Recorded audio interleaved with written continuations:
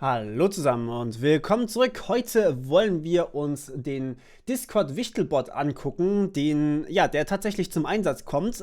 Dazu gibt es ein separates Video. Wer das nicht mitbekommen hat, der möge bitte einfach mal in meinen Uploads nachgucken. Und ja, wir wollen dieses Jahr wichteln. Wichteln ist sozusagen, man bekommt einen Partner zugelost und dieser Partner, der kriegt dann natürlich irgendwie ein kleines Wichtelgeschenk über den Postweg oder von mir aus auch in digitaler Form, wenn ihr da irgendwas Cooles findet. Und ja, muss nichts Großes sein, irgendwas Kleines, was man gut verschicken kann, was eigentlich recht angenehm ist und so. Und genau, wir wollen uns heute angucken, wie das Ganze gemacht wurde, und zwar der Discord-Bot dazu. Dazu gehen wir hierher und schreiben uns einen neuen Discord-Bot. Also ihr seht, wir wollen jetzt dann, oder ich möchte jetzt dann in relativ naher Zukunft auch immer mal wieder Bots schreiben, die tatsächlich zum Einsatz kommen können und vielleicht sogar so eingesetzt werden, beziehungsweise in ähnlicher Form. Den hier werde ich natürlich dann nochmal ein bisschen überarbeiten, vor allem was die Nachrichten angeht und so. Aber ja, genau. Okay, wir fangen an und schreiben hier mal unseren Wichtelbot. Wichtel, genau. Machen wir einfach wichtel.py. Passt super gut. Und wir machen hier eine neue Python Runnable Wichtelbot. So. Okay, das passt soweit. So, und jetzt kopieren wir uns einfach mal unseren Tutorial-Bot hier komplett rein, damit wir auch das Token wieder haben und damit wir das Grundgerüst haben im Endeffekt. Was wir noch brauchen, ist Random, damit wir natürlich die Paare zufällig auslosen können. So, im Endeffekt benutzen wir hier nur Sachen, die ihr auch wirklich schon kennt. Das heißt, nichts irgendwie, was komplett neu ist. Wir brauchen allerdings ein paar Sachen drumherum natürlich. Und ihr seht, dass Discord-Bots auch durchaus komplexe Programme werden können. Das heißt, wir probieren jetzt zunächst einmal eine Datei zu öffnen, und zwar die Datei users.txt, die dann im Endeffekt die User drin hat, die am Wichteln teilnehmen wollen. So, die wollen wir als Users öffnen, und zwar wollen wir dann sagen, okay, wir nehmen sie als Users-File. Users ist gleich usersfile.readLines. So, dadurch bekommen wir alles, was drin steht. Und das ist das Tolle dabei. Und ja, falls das schief geht, also falls die Datei zum Beispiel nicht gefunden wird, was der normale Fehler sein sollte, dann wird unser Users Array auf eine leere Liste gelegt. Okay? So, und dann wird die Datei geöffnet als F mit Open users.txt und A. So, wunderbar. Und ja, da werden jetzt alle User reingeschrieben, die sozusagen am Wichteln wirklich teilnehmen wollen. Relativ simpel. Wir brauchen noch zwei Hilfsfunktionen, wobei wir werden sie nachher finden. Und genau, jetzt können wir hier eigentlich erstmal den Kontext hier aus das hier brauchen wir alles nicht. So, das kann alles raus und der Rest bleibt drin. Wie gesagt, natürlich ist das Token jetzt ein anderes für den tatsächlichen Discord-Bot. Aber so kriegt ihr immerhin, also so kann man es auf dem Testserver zumindest mal sehen. Das heißt, das könnt ihr dann durchaus auch nachvollziehen, was da passiert ist. Okay, in der On-Message probieren wir als allererstes aus, ob derjenige, der geschrieben hat, unser Bot war. Das soll natürlich nicht so sein. Und falls das nicht der Fall war, dann gucken wir, ob das eine Nachricht war, die $Wichteln hieß. So, wenn jemand $Wichteln geschrieben hat, dann wollen wir ihn quasi als Bewerber sehen. Wir wollen ihm allerdings nochmal die Möglichkeit geben, zu sagen, dass er raus kann. Das heißt, wir sagen hier, hey, wenn du wichteln möchtest, musst du aber trotzdem nochmal bestätigen. Ja? Also das heißt, man muss auch wirklich seine privaten Nachrichten anhaben. Das überprüfe ich sozusagen mit dem Bot, denn der Bot soll jetzt hier eine private Nachricht schicken. So, diese Nachricht, die werde ich hier erstmal als MSG gleich Wichteln wirklich dabei. Und das wird natürlich dann für euch anders aussehen. Hier die Nachricht, da stehen dann natürlich noch die ganzen Meta-Informationen drin, was man alles machen muss und dass man auch wirklich teilnehmen muss, wenn man hier Ja sagt, damit eben niemand enttäuscht wird, weil es ist schade, wenn jemand eben kein Geschenk bekommt, obwohl man sich eben darauf beworben hat sozusagen. Das ist sehr, sehr traurig sowas. Aber gut, das werden wir dann auch noch sehen, wie das funktioniert. So, und genau, dann können wir hier einfach die Nachricht schicken, und zwar nicht an den Channel, sondern an den Autor. Also das heißt author.send und wir schicken die Message. Nichts Neues für euch aktuell, absolut gewöhnlich. So, jetzt ist das nächste. Wir wollen natürlich, dass derjenige das Ganze bestätigen kann. Falls ja, sende Wichteln. Ja. Okay. Ohne Anführungsstriche selbstverständlich, aber das sollte klar sein. Gut, das heißt, wir überprüfen, ob derjenige jetzt im privaten Chat Wichteln geschrieben hat. Nein, ja doch, wir machen das so. Und sagen, okay, wenn die Message, also quasi auch wieder, wenn eine Message kommt, das ist ja derselbe, das habe ich euch ja schon gezeigt, private Chats werden genauso behandelt wie normale Channels auf Servern. Wenn der Message-Content konvertiert in Kleinbuchstaben, damit es auch bei Kleinbuchstaben funktioniert, genau gleich Wichteln ist, aber nicht nur damit anfängt, sondern wirklich genau gleich ist. Und jetzt kommt was Neues für euch, wenn der Channel-Typ, das heißt Message.Channel.Type, wenn der privat ist, so jetzt muss ich hier leider nochmal ganz kurz das hier in String konvertieren, wenn der Channel-Typ privat ist, dann können wir sicher sein, dass es eine persönliche Nachricht ist. Sprich, das ist wahrscheinlich, oder das muss die Antwort auf den Bot sein, ansonsten konnte das ja nicht sein. Das heißt, irgendwelche Texte oder sowas, die andere Leute irgendwie schreiben oder sowas, die werden hier nicht mit beachtet. Und ja, falls das wirklich der Fall ist, dann machen wir hier den Aufruf an die Add-User-Funktion, die wir uns noch schreiben werden, keine Sorge, und fügen den Autor hinzu. Okay? So, das schreiben wir uns jetzt mal ganz kurz. Das heißt dev add user. Und die bekommt natürlich einen User hier mit. So, wir haben hier unten den message.author direkt mitgeschrieben. Ja? Was wir jetzt hier allerdings speichern wollen, ist einfach nur den User mit seinem Tag im Endeffekt. Das heißt, wir sagen, okay, f.writelines writelines und zwar den String vom User und ein Newline, damit wir sozusagen nur einen User pro Zeile haben, weil wir hier oben ja die ganzen Zeilen als einen User jeweils behandeln. So, das sieht jetzt erstmal leicht aus, allerdings kann man so 50.000 Mal am Wichteln teilnehmen und das ist leider sehr anfällig für Probleme. Deswegen sagen wir hier, okay, wir appenden das Ganze an das Users, an diese Users-Dingens hier, allerdings nur den String von dem User. Wir fügen den einfach in unsere Liste an Usern hinzu und wir definieren, dass man nur dran teilnehmen darf, wenn man noch nicht in dieser Users-Liste drin ist. Das heißt, if not String von User in Users. Okay?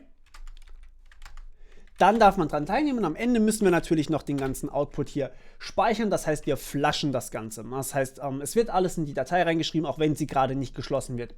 Weil wir die Datei eigentlich niemals ordentlich schließen können, aber deswegen appenden wir hier auch immer nur. Okay, cool. Jetzt, was wollen wir als nächstes machen? Nun, wir haben jetzt soweit eigentlich alles fertig. Zunächst einmal, also natürlich ist es noch nicht so weit, dass wir es auslosen können und so weiter. Das heißt, wir testen mal, ob man sich registrieren kann zum Wichteln. Okay, ich habe mich eingeloggt, bebop, das ist gut. Und jetzt probieren wir das mal aus. Wir gehen in General und schreiben $Wichteln. So, und jetzt sehen wir hier, der Tutorial-Bot hat mir hier eine Nachricht geschrieben, das heißt eine PN. Wichteln wirklich dabei? Falls ja, sende Wichteln. Ich sende Wichteln ganz brav, wie ich bin. Und er hat mich jetzt hoffentlich in seine Liste reingeschrieben. So, wir sehen jetzt hier haben wir einen users.txt. Hier sollten wir vielleicht noch Feedback geben. Das heißt, wir senden hier eine Nachricht. Await message.author.send. Also wir schicken einfach wieder eine Antwortnachricht. Okay. Teilnahme bestätigt. So. Und im users.txt steht jetzt einfach nur Morpheus Nummer 9581 drin. Das ist wunderbar. Und ja, das ist eigentlich auch schon so ziemlich das, was wir hier wollen. So, jetzt haben wir aber natürlich noch das Problem, wir müssen auch noch die Wichtelteilnahme auslosen am Ende. Und das muss wirklich von einem Administrator am Ende getan werden. Das werde ich tun. Sprich, ich muss dann auch wirklich einen Befehl eingeben, dass man die Wichtelpartner auslost. Und deswegen mache ich hier if message.content.starts with $notify Wichtlers oder sowas. Und der Autor von dieser Nachricht, also es darf natürlich nicht jeder machen können, sondern der Autor, der muss ich sein, sprich der Autor muss als String Morpheus Raute 958 9581 sein. So, 9581. Und genau, das heißt, nur ich darf diese Nachricht quasi hier ja, durchführen. Oder nur ich darf das triggern, dass sozusagen die Partner ausgelost werden. So, jetzt, wie losen wir denn hier die Partner aus? Nun, ist eigentlich relativ einfach. Jeder User in unserer Users-Liste wird zweimal verwendet, nämlich einmal als Empfänger und einmal als Sender, okay?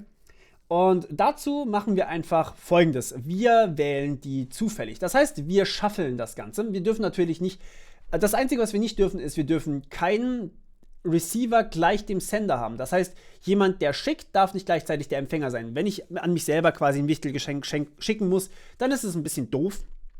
Deswegen sagen wir hier, Receivers ist eine Liste, und zwar die Users-Liste einfach kopiert. Ja? Achtung, kopiert, nicht einfach, also wirklich jedes Item kopiert. Nicht die ganze Liste kopiert, ansonsten habt ihr einfach nur teilweise eine Referenz auf die Liste, das wollen wir nicht. So, und dann haben wir Senders hier auch nochmal als Users-Liste einfach kopiert. Und so, jetzt gucken wir mal. Wir brauchen eine Option oder wir brauchen eine Funktion, die uns überprüft, ob es einen Menschen gibt, der an sich selber quasi ein Geschenk schicken muss. So.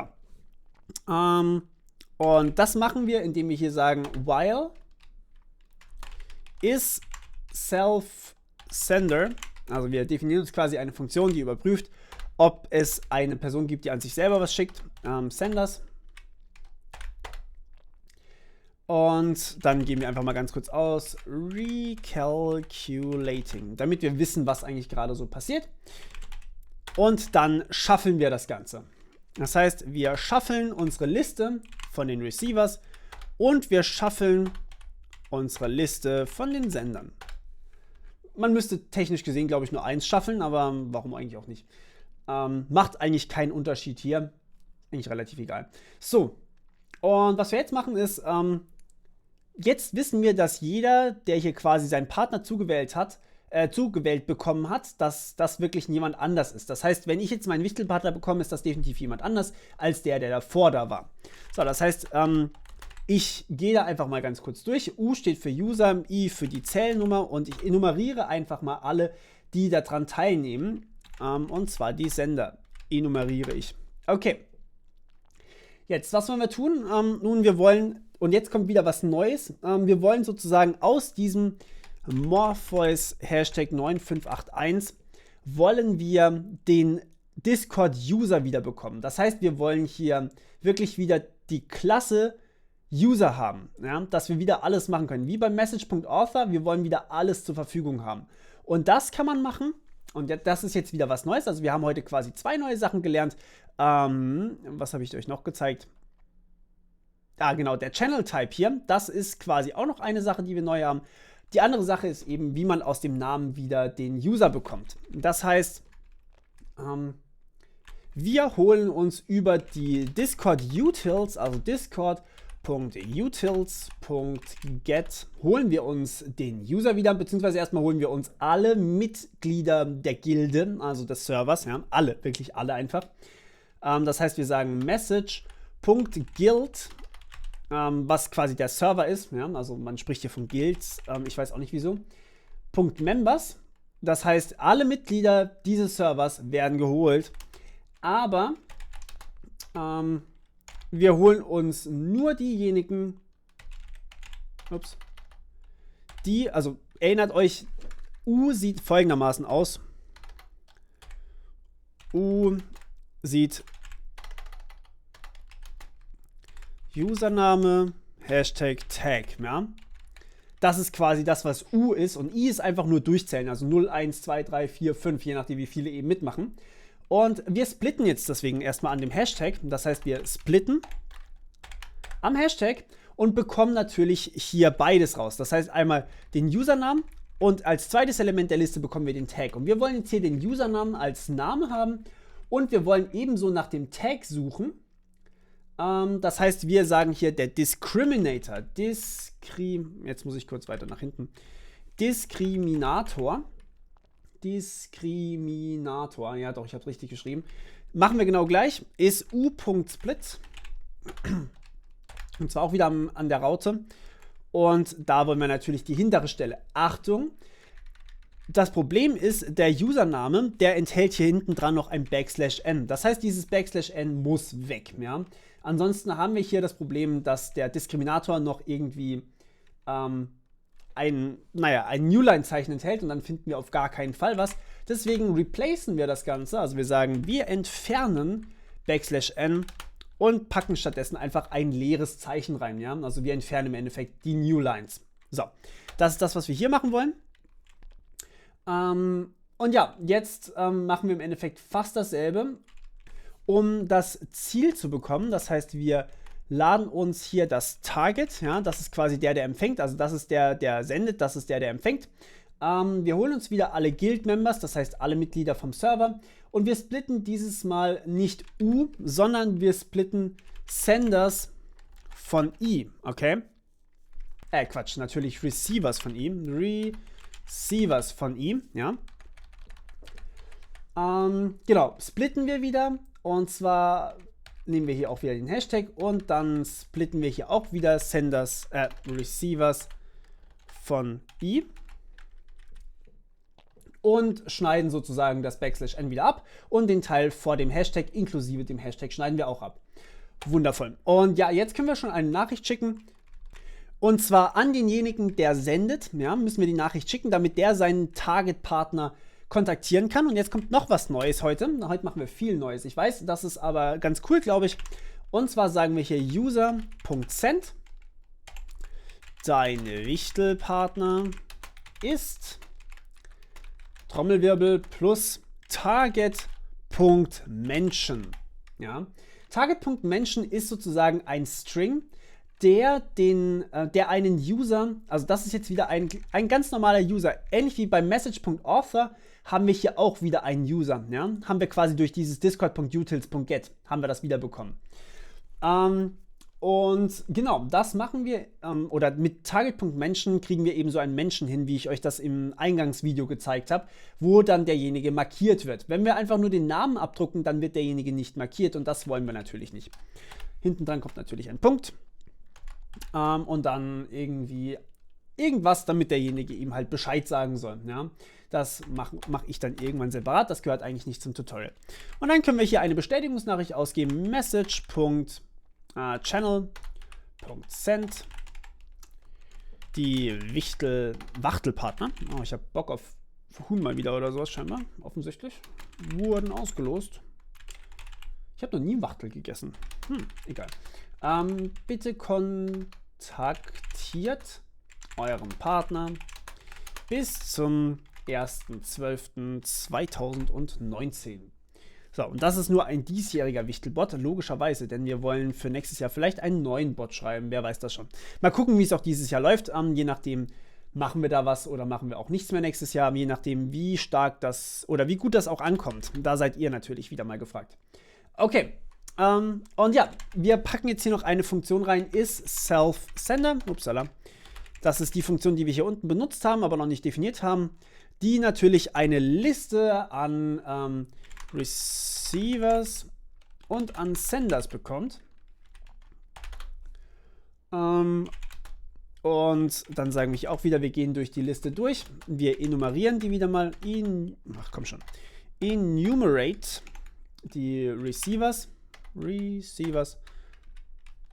Und if u gleich Senders von i, dann return true, ansonsten return false. Wunderbar. So, das bedeutet, wenn wir hier welche finden, wo der Sender gleich dem Empfänger ist, dann returnen wir hier und eine Sache hier oben noch, hier müssen wir noch einfügen, wenn der User, also wenn irgendein User gefunden ist, der einfach nur leer ist, ja, das heißt for i in users if i gleich leer oder i gleich neue Zeile. Ich werde mir da vielleicht noch mehr überlegen, aber dann müssen wir natürlich i entfernen, das heißt users.remove i. Okay? So. Und ja, damit haben wir quasi i entfernt, weil es offensichtlich kein gültiger User ist. So, cool. Und damit haben wir eigentlich schon unseren Discord-Bot. Wir können ihn mal testen, indem wir hier einfach mal den Discord-Bot abschießen und wieder starten. Wo habe ich den Punkt geschrieben? Ach, das sollte natürlich nicht sein. Da fehlt ein Plus. So, und dann gucken wir mal, bis er sich eingeloggt hat. So, wir wollen natürlich am Wichteln teilnehmen. Jetzt haben wir hier schon eine users.txt, da stehe ich natürlich schon drin. Achso, und wir haben keine Ausgabe drin. Ne? Das sollten wir vielleicht machen. Debug-Ausgaben sind tatsächlich hier key. Irgendwas loggen oder sowas ist auf jeden Fall nicht schlecht, damit wir wissen, was schiefgelaufen ist. Fangen wir oben an. Wir sagen hier print removed invalid user. Dann wissen wir, dass das vorgekommen ist. Wir können hier sagen print edit und dann natürlich den String vom User. Dann können wir hier sagen, achso, dann müssen wir hier return. Und dann sagen wir hier print did not enter String vom User because he's already participating. Also er nimmt schon dran teil. So, dann, das ist okay, das müssen wir nicht machen. Das haben wir unten geloggt, das brauchen wir auch nicht loggen. Und hier sollten wir vielleicht noch was einbauen, für wobei eine ungerade Zahl von Usern geht. Aber wenn nur ein User dabei ist, dann hat man Schwierigkeiten. Ne? Okay, wir wichteln jetzt einfach mal hier. So, und wir starten das. Und wir sind im Bot-Server drin. So, jetzt sagen wir ihm hier $wichteln. Und, also wie gesagt, es geht im Text-Channel als auch in der persönlichen Nachricht. Dann können wir hier wichteln schicken. Und dann steht da okay, Teilnahme bestätigt. So, jetzt ist natürlich die Frage, dieses okay, Teilnahme bestätigt, das kommt natürlich immer. Auch wenn der User, doch, ich wurde nochmal eingefügt. Das ist interessant. Das sollte so nicht sein. Aber es ist logisch. Ich habe hier mal ganz kurz einfach nur einen Print reingetan, weil ich natürlich hier immer mit Newlines eingefügt habe. Das soll natürlich nicht so sein. Das müssen wir kurz fixen. Das schreibe ich hier hoch. So, dahin. Und dann überprüfen wir das einfach hier drin. For i in Users. Machen wir die hier rein. So, und Users ist erstmal eine leere Datei. Und das machen wir einfach nicht. Continue. Und wenn, ansonsten wird einfach unser users.append i.replace das Newline-Zeichen mit einem leeren String. So, wunderbar. So, jetzt gucken wir noch mal ganz kurz, wie das funktioniert. Und wir sehen, achso, wir sehen gar nichts erstmal, natürlich nicht, weil ich den Print wieder rausgehauen habe und weil ich nicht debugge gerade. Wir sehen, dass Users, wir könnten es eigentlich hier bei Add User ausgeben. Ne, wir machen es erstmal hier rein und dann machen wir es danach rein. Na, wobei, wir starten es einfach so. Okay, wir sehen jetzt hier, jetzt haben wir die normalen User drin. Wunderbar, wenn wir uns jetzt nochmal, also jetzt, das wird nicht überprüft, ja. Da werden 2 User zugelassen. Offensichtlich kann ich dann doch mit mir selber wichteln. Wird ein Spaß nachher hier, weil wir hier quasi in eine Endlosschleife reinkommen. Aber ja, das gucken wir mal, wie wir das machen. Und genau, jetzt wollten wir wichteln. Das heißt, wir sagen hier $wichteln. Und dann machen wir hier wichteln. So, und dann steht hier, okay, Teilnahme bestätigt. Aber in Wahrheit wurden wir nicht nochmal eingetragen, weil wir schon drin stehen. Ja? Das heißt, das hier ist quasi hinfällig. So, wenn ich jetzt Notifications verteile für, Sekunde, ich muss hier mal ganz kurz die Datei verändern. Morpheus. Nehmen wir einfach mal irgendeinen Tag, den Discord nicht erlaubt, soweit ich weiß. Damit wir auch sicher sein können, dass wir hier einen User haben, mit dem wir wichteln können, auch wenn es kein echter Wichtelpartner ist. Genau, dann können wir hier nochmal auf den Server wechseln. Wo sind wir denn? Bot-Testing-Server, genau. Und dann sagen wir hier $notify Wichtlers. So. Und dann sehen wir hier, ja gut, dadurch, dass natürlich Discord hier einen User versucht hat, sich zu holen, der, der nicht da ist, ja. Lasst uns das hier mal in Try and Catch setzen. Ich mache hier mal ein To-Do für mich rein. To-Do Filter out Nones. Weil es kann natürlich vorkommen, dass es tatsächlich hier User gibt, die nicht mehr existieren. In unserem Fall hatten wir jetzt einfach gerade Pech. Wir hatten eine 50-50 Chance. Aber ich mache hier auch einfach mal überall nur Kommentare draus, damit wir hier quasi auch uns selber irgendwie was wichteln können. Sonst funktioniert das, glaube ich, nicht. Oder wir brauchen halt quasi Glück dafür. Das wollen wir nicht. So. Wir wollen uns jetzt quasi einfach selber mal wichteln. Das ist schon okay. So. Eingeloggt sind wir. Und wir notifizieren nochmal die Wichtler. Ups. Okay. So, die Wichtelpartner wurden ausgelost. Bitte kontaktiert euren Partner bis zum 1.12.2019. Wunderbar. Und dann steht hier, dein Wichtelpartner ist @Morpheus. Und ihr seht hier dieses Menschen. Wenn ich da draufklicke, bin ich das direkt. Und zwar beide Male. Das heißt, im Endeffekt werde ich zweimal gemenschen und der Bot schreibt mir auch zweimal. Normalerweise kriegt man natürlich nur eine Nachricht, weil man nicht mit sich selber wichtelt, okay? Beziehungsweise weil man nicht zweimal dran teilnehmen kann. Ja? Ich habe jetzt hier quasi zweimal dran teilgenommen, deswegen habe ich auch 2 Wichtelpartner und jedes Mal bin ich der Wichtelpartner. Aber gut, ich glaube, ihr versteht, wie das Ganze funktioniert. Ich muss es natürlich noch ein kleines bisschen verfeinern. Es gibt noch einen Bug, der hier nämlich zum Beispiel, dass User dran teilnehmen können und sich dann löschen könnten. Die wollen wir natürlich rausschmeißen, ja. Und genau, das ist eigentlich auch schon alles für heute. Ich glaube, wir haben lang genug gemacht und ich wünsche euch ganz viel Spaß beim Mitmachen, beim Wichteln und wir hören uns beim nächsten Mal wieder. Bis dann, ciao.